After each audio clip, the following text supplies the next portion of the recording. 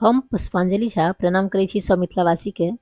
आइ जे छै से आइ दही मिर्चीके रेसिपी बनबऽवला छी। ई जे छै से राजस्थानीके फेमस डिश छै। तऽ अपनेके जे छै से घरमे बहुत आसानीसँ बना लेब ई दही मिर्ची। और खाइमे जे छै से पराठाके सङ्गे, रोटीके सङ्गे, चावलके सङ्गे बहुत नीक लागत। तऽ एक बेर बनाकऽ ट्राइ जरूर करब। तऽ सबसँ पहिले जे छै से ई मिरचाइ लेलहुँ हँ। देखियौ ई छियै जे मोटका मिरचाइ छियै, ई तीखा नहि होइ छै। तऽ एही टाइपके मिरचाइ जे हैत तऽ सही सएह लेब, किएक तऽ तीखा जे छै से तीखावला मिरचाइ लेबै तऽ बहुत ज्यादा करू भऽ जायत, तऽ ओ नहि पसन्द आयत। ओतेक मिरचाइ नहि खाए पेता केओ, तऽ ताहि दुआरे छै से मोटकावला मिरचाइ लेब। आब जे छै से मिरचाइके धोइ कऽ साफ कऽ कऽ रखलिए रहए। तऽ एकरा एकर जे डण्डी छै एकरा काटि कऽ हटा दै छियै। तऽ सब मिरचाइके एनाही डण्डी काटि कऽ हटा लेब। आ मिरचाइ जे छै से बिल्कुल फ्रेशवला लेब। तऽ एकरा जे छै से काटि कऽ हम जे छै से चॉपरमे एकरा काटब, एकरा कूटब। तऽ ओहि दुआरे जे छै से बड्ड आसानी होइ छै।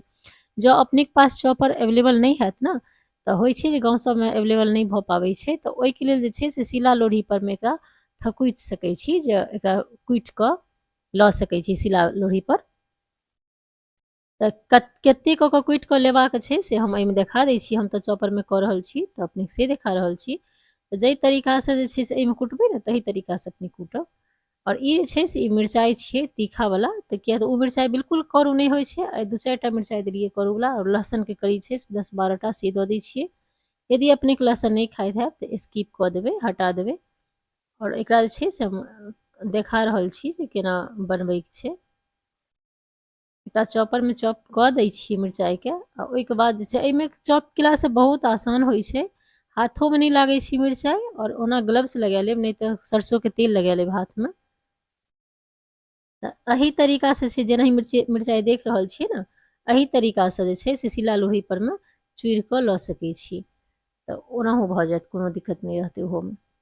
ओहिके बाद छै से मिरचाइके हम एकटा प्लेटमे निकालि लै छी, एकटा बर्तनमे। जखन कि घरमे कोनो सब्जी नहि होइ छै ने, तऽ बड्ड सोचऽ पड़ै छै जे हम की बनाबी की बनाबी। तऽ ओहि जगहपर जब मिरचाइके हुए तऽ मिरचाइके सब्जी अहाँ बहुत आसानीसँ बना लेब। तऽ देखियौ एही तरीकासँ जे छै से मिरचाइके बनबऽके छै। आ ओहिके बाद जे छै से आब चलै छी हम गैसके तरफ। गैसपर जे छै से पेन अहाँ कोनो लोहिया राखि सकै छी। एहिमे तऽ नॉन स्टिकवला लेलहुँ यए। अपनेके जे हवाइ लोहिया जे घरमे यूज करैत हैब ने, से लोहिया लऽ लेब। आ ओहिमे सरसोंके तेल हम यूज कऽ रहल छी, अपनेके जे यूज करैत हैब से तेल लेब। आधा चम्मच जीरा दऽ देलियै। और आधा चम्मच जे छै से राइ जे होइ छै, ब्लैकवला गोट जे होइ छै, से देलियै आधा चम्मच। और ई जे छै से हींग छियै, 1/4 चम्मच जे छै से हींग दऽ देबै। हींगसँ बहुत बढ़िआँ टेस्ट आबै छै, तऽ हींग जरूर देब। और सबके हम मिला दै छियै। कनि ब्राउन भऽ जेतै ने, तकर बाद जे छै से एहिमे हम मिरचाइ देबै। देखियौ ब्राउन भऽ गेलै। आब जे मिरचाइ कुटने छलियै से हम धऽ दै छियै एहिमे। एहिमे जे छै से 2-4 टा जे छै मिरचाइ देलियै तीखावला।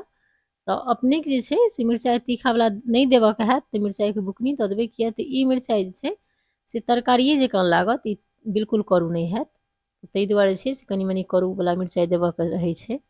एकरा झाँपि कऽ 2 मिनट छोड़ि दै छियै कम आँचपरमे, बिल्कुल लो फ्लेमपर छोड़ि दियौ। और ओहिके बाद जे छै से एकरा चला कऽ देखा दै छियै। देखियौ लगभग भऽ गेल यए।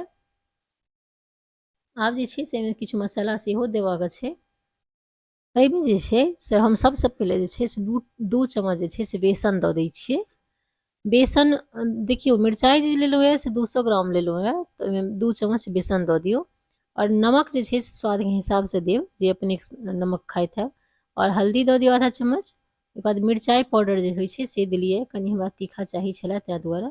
और धनिया पाउडर से दऽ दियौ, 1 चम्मच धनिया पाउडर दऽ दियौ। और 1/4 चम्मच जे छै से लाल मिर्च जे होइ छै, कश्मीरी लाल मिर्च पाउडर। तऽ ई बिल्कुल तीखा नहि होइ छै, एहिसँ कलर बहुत सुन्दर आबै छै तरकारीमे। तऽ ताहि दुआरे छै से कश्मीरी लाल मिर्च पाउडर देलियै। सबके मिला लिअ। और देखियौ आँच जे छै से बिल्कुल लो राखब, बहुत कम आँच राखब, ताकि जले नहि, किएक तऽ बेसन जे छै से सूखल छै ने, ताहि दुआरे आँच बहुत कम राखब। आ आब जे छै से ई जरै नहि, ताहि दुआरे जे छै से एहिमे छै दही दऽ दै छियै। कनि लगभग 1 मिनट भूजि लेलाके बाद जे छै से एहिमे दही दऽ दियौ। दही जे छै से दही बहुत नहि देबाक छै। 2-3 चम्मच दही दऽ दियौ ओहिमे, नमहर चम्मचसँ 2-3 चम्मच दही दऽ दियौ। और एहिमे जे छै से पानि नहि देबाक छै, बिल्कुल दहिएमे लपेट जेतै। और देखियौ जखन कि जलऽके डर रहत ने, जे जल नहि जाय, किया तऽ जलबाक तऽ बिल्कुल नहि चाही ने तरकारी।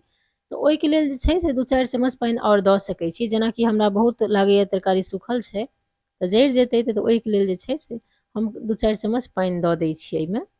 एकरा 1 मिनट और चला लेब दही देलाके बाद। ई बिल्कुल तकर बाद परफेक्ट रेडी भऽ जायत। हम कनि पानि दऽ दै छियै एहिमे, लगभग 2 चम्मच 3 चम्मच पानिओ दऽ देलियै ताकि जे छै से मसाला जलै नहि।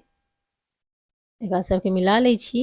और देखियौ, यदि ई वीडियो नीक लागल ने तऽ लाइक सब्सक्राइब सेहो कऽ लेब, ताकि एहि तरीकाके जे कोनो वीडियो हेतै तऽ अपनेके लग जरूर पहुँचत और अपनेके सब देखब और नया नया चीज बना कऽ खायब घरमे।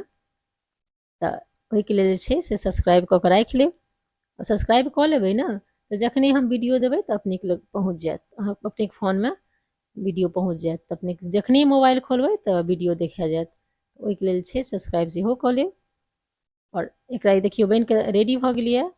आब जे छै से एहिमे धनिया पत्ता सेहो दऽ सकै छी। एहिमे गरम मसाला कनि दऽ दै छियै, गरम मसालासँ बहुत बढ़िआँ फ्लेवर आबै छै। और ई कस्तूरी मेथी छै, ओ आधा चम्मच दऽ दियौ। और ओहिके बाद जे छै से धनिया पत्ता हुए घरमे तऽ दियौ, नहि हुए तऽ कोनो बात नहि छै, किया तऽ गाँव सबमे बेसी एवेलेबल नहि भऽ पाबै छै धनिया पत्ता सब। तऽ नहियो रहतै तऽ कोनो दिक्कत नहि छै, सबके मिक्स कऽ लेलियै यऽ। आब जे छै से हम सर्व कऽ के देखबै छी। सबसे पहले गैस बंद कऽ दियौ। गैस देखबे के लिए बिल्कुल लो फ्लेम पर हम सारा रेसिपी तैयार केलहुँ यऽ। आब एकरा सर्व कऽ के देखबै छी एकटा प्लेटमे परसि कऽ देखा रहल छी जे केहन लागै छै देखऽमे, आ खाइयोमे बहुत नीक लागल। तऽ और अपने सबके सेहो लागत तऽ ट्राई कऽ के जरूर देखब और कहब जे केहन लागल। देखियौ कतेक बढ़िआँ लागै छै ने।